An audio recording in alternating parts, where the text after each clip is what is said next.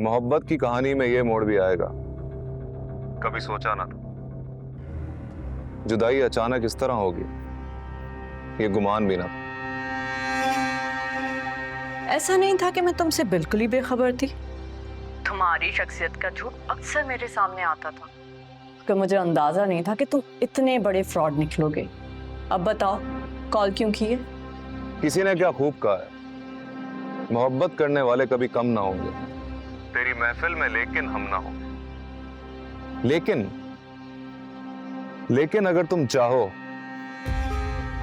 तो हम भी होंगे और तुम भी होगी। You know what? तुमने गलत जगह हाथ डाला है। मैं समनाबाद की रूही नहीं हूँ, मैं समरीन सिद्दीकी हूँ जावेद।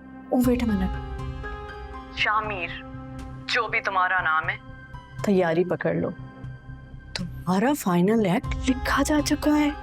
किसको जेल भेजोगे? शामिर को, जावेद को, या नदीम को, या शाह समीर को? मैं इंसानी शक्ल में गिरगिट हूं सैम। वक्त, जगह और बंदी देख के रंग बदलता। अभी तो ये कहने के लिए फोन किया था कि रुहेल से कहो सौदे पे ध्यान दे, ये कोर्ट वोट के चक्कर छोड़े। रूही को क्या चाहिए? तलाक, बच्ची। उसके आशिक के पास बहुत माल है।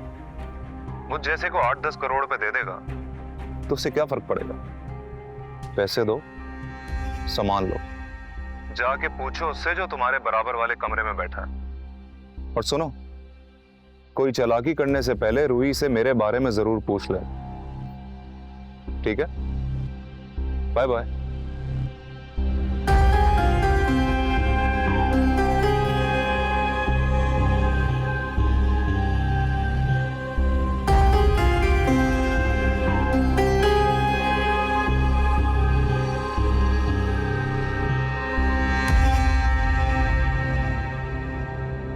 वो शामिर, आई मीन जावेद की कॉल आई थी, वो डील करना चाहता है।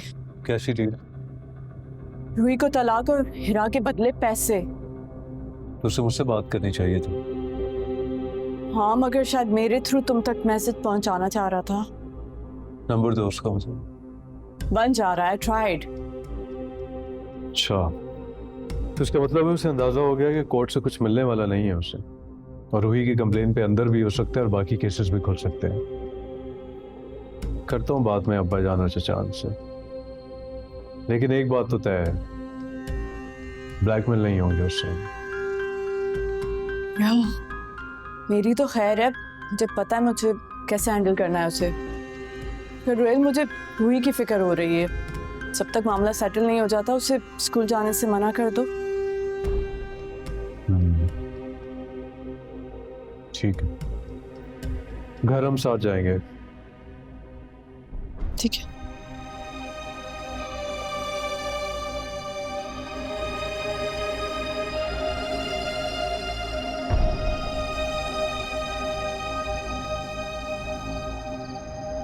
वैसे मशकूर मियाँ, हमें समरीन के मिजाज में काफी मस्बत तब्दीली नजर आई।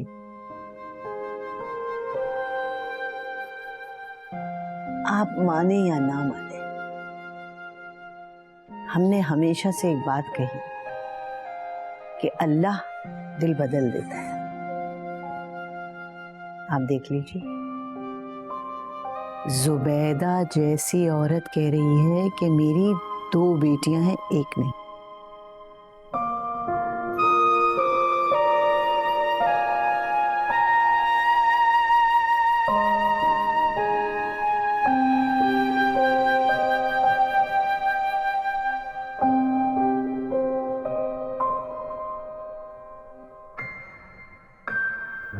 सही कह रहा है गजाला बेगम। जावेद के पास कोई रास्ता नहीं, उसको अच्छी तरह से पता चल गया है कि उसको शिकस्त हो गई है।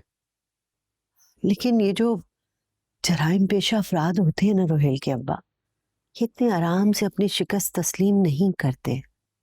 कल रूही की तरफ से खुला का केस दायर हो जाएगा अदालत में।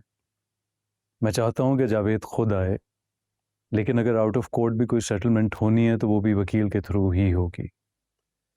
उस शख्स की बेगैरती मुलाहिजा फरमाए कि समरीन जिसको उसने धोखा दिया उसी को पैगाम भेज रहा है सौदेबाजी के लिए। बात अगर कोर्ट कचहरी की हो, कानून की हो तो समझ में आती है, लेकिन आप लोगों का मुकाबला एक ऐसे शख्स से है जो अपने दिफा के लिए ना कुछ भी कर सकता है, कुछ भी कर गुजरेगा। और हमारे बच्चे घर से बाहर जाते हैं, दफ्तर यहाँ वहां, अब कहाँ कहाँ अपने साथ गार्ड लेके फिरेंगे वो। माजरत माजरत माजरत, देर हो गई मुझे। उसमें मार्केट में किताबों की एक ही दुकान है और वहां पर भी कुछ दुकानें हैं। तुम कुछ सही कह रहे थे, अब किताबें ना ऑनलाइन मंगवानी।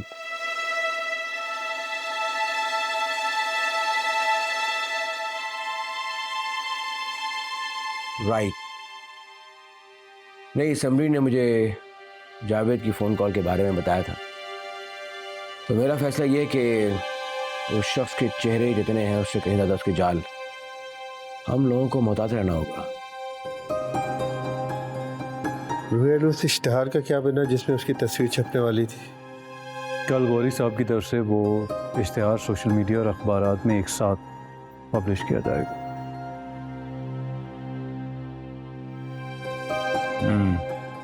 नहीं, ये सही इक़दाम है। पता नहीं कितने लोग उसके निशाने पर होंगे। मुझे नहीं लगता चचाना वो कोई मजीद खेल खेल सकता है। उसकी आखिरी बाजी थी जो कि ऑब्वियसली वो हार चुका है। अच्छा रोहेल, हमें तो खौफ है कि कहीं वो खुदा ना खास्ता आपको नुकसान। अम्मी जान, अब अब्बा जान और चचान इतने भी बुजुर्ग नहीं हुए कि उनके बच्चों पे कोई बुरी नजर डालेगा और वो खामोश रहेंगे। क्यों? क्या बात कही साहबजादे ने। जान देखिए, इस घर में 3 नौजवान मर्द मौजूद हैं, आपको किस बात की फिक्र है?